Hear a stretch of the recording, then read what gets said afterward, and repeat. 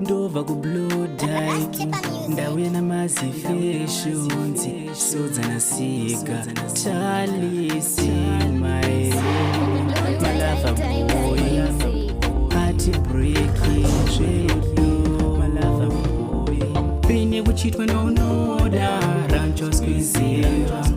pine kuchitwa nonoda rancho squeezera nite seuchauza mai kuti ndachitwa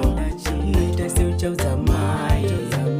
ndachitwa chinorwadza wangu akampa moyo chiti ndiye wangu status yeve yake chiti ndiye wangu moyo watumupa zvese chimitira iye achitokurwadzisa moyo achiponda pine kuchitwa nonoda rancho squeezera pine kuchitwa nonoda rancho squeezera nite seuchauza mai kuti ndachitwa nite seuchauza mai kuti ndachitwa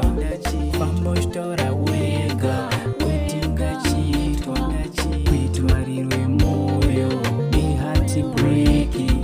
moyo autengwe unotorwadziwa pfungwa dzinototi mwari moyo wangu pine kuchitwa nonoda rancho squeezera pine kuchitwa nonoda rancho squeezera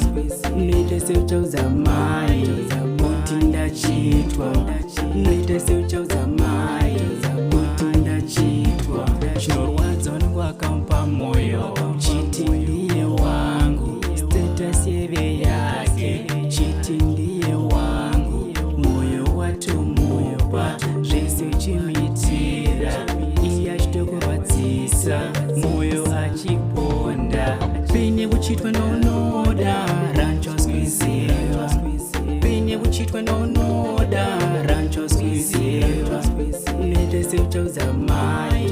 kuti ndachitwa nite seuchauza mai